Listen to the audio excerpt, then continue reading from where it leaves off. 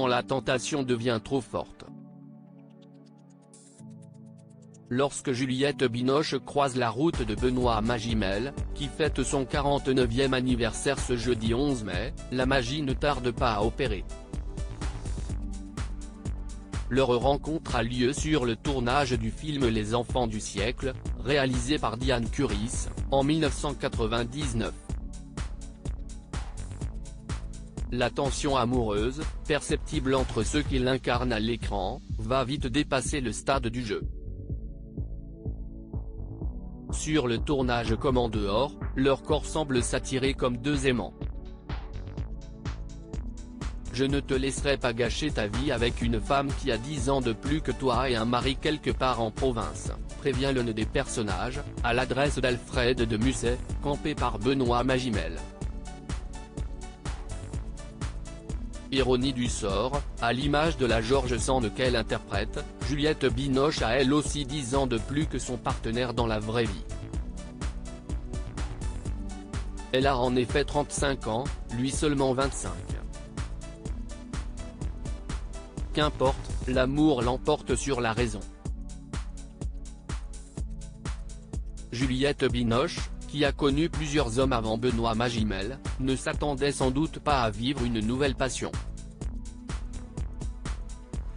Benoît Magimel encore moins. Comme il l'explique sur le plateau de l'émission On n'est pas couché, au moment de la promotion du film, l'acteur s'était jusqu'ici fixé une règle d'or sur ses tournages, celle de ne pas mélanger fiction et réalité. Si est-il un point d'honneur. Je me disais de ne jamais mélanger les deux.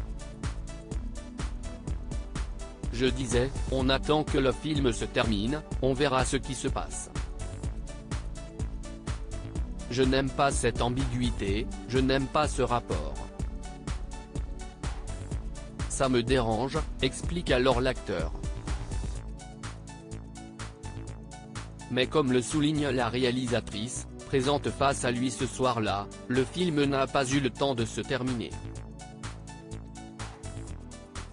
Supérieur à Juliette Binoche, de Benoît Magimel à Léos Carax, qui sont les hommes à avoir marqué sa vie ? La naissance imprévue d'un couple, nul doute que sur le tournage, les émois amoureux du jeune couple les aident à jouer. Diane Curis, qui assiste à la naissance de cette histoire d'amour, ne peut qu'être émue. C'était très émouvant et très troublant. Pour un metteur en scène, de regarder sous ses yeux naître une histoire, si est incroyable, reconnaît la réalisatrice des Enfants du siècle dans On n'est pas couché, précisant que si est la première fois de sa carrière qu'elle assiste à une telle alchimie entre deux comédiens. Si certains couples demeurent très attachés aux traditions, ce n'est pas le cas de Juliette Binoche et Benoît Magimel. Pour eux, pas de mariage à l'horizon. Mais une famille. Présente sur les plateaux de télévision pour défendre le film de Diane Curis, Juliette Binoche, radieuse, arbore fièrement un ventre arrondi. Elle attend en effet un enfant de Benoît Magimel. Des parents discrets mais présents le 16 décembre 1999, naît une petite fille, que ses parents prénomment Anna. Ce bébé est une dose d'amour supplémentaire pour le couple qui est déjà sur un petit nuage. Si Benoît Magimel découvre pour la première fois les joies de la paternité, il s'agit du deuxième enfant de Juliette Binoche, déjà maman d'un garçon, Raphaël, fruit de sa relation passée avec le plongeur André Allais. Conscients d'être deux acteurs en vogue, Juliette Binoche et Benoît Magimel vont tout faire pour protéger leur progéniture. Tous les deux poursuivent les tournages, mais s'organisent. À présent, leur vie est rythmée par les besoins de leur fille. L'acteur, récemment récompensé au César, tente d'être un papa présent pour Anna. j'ai évité les nounous, j'ai essayé d'être dans la normalité, se souvient-il, dans les pages de Paris Match, en mars 2023. D'autant plus, qu'à cette époque, il est un peu moins dans la lumière que sa compagne, c'était plus simple pour moi. Il m'est arrivé de refuser un film si elle était engagée, au même moment, afin que l'un de nous reste auprès de notre fille. Pas question pour lui d'être un père absent, qui privilégie sa carrière d'acteur.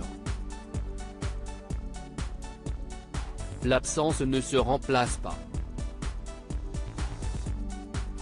D'autant plus quand tout le monde vous parle de l'absent, affirme-t-il.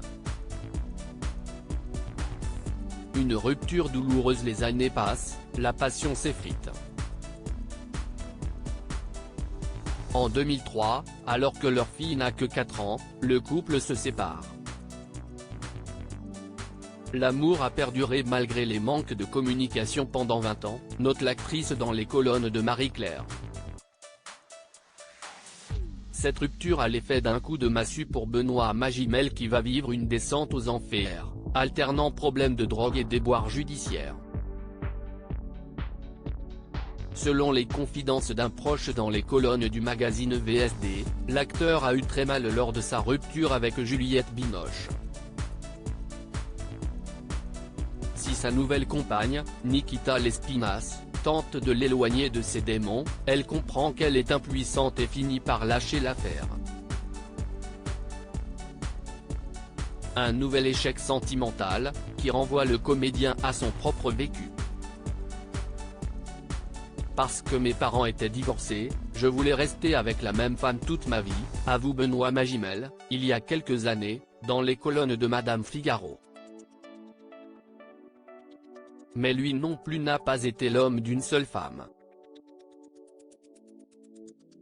Ça n'a pas été le cas.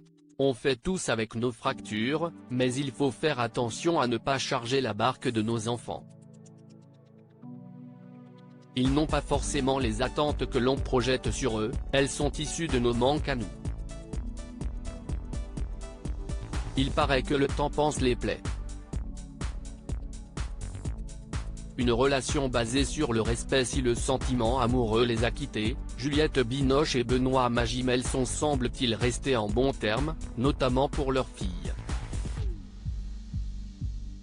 Il leur arrive bien sûr de se recroiser lors d'événements liés au 7e art, comme ce fut le cas fin février, le soir de la 48e cérémonie des Césars, au cours de laquelle l'acteur a été auréolé du César du meilleur acteur pour sa performance dans Pacifiction, Tourment sur les îles d'Albert Serra. Dès le lendemain, l'intéressé reçoit les félicitations de son ex, via les réseaux sociaux. Bravo Benoît, je suis si heureuse pour toi, écrit-elle simplement. Des mots simples, mais qui disent beaucoup de leur relation à l'heure actuelle. Crédit photo, @bestimage direction à Artistique Gala.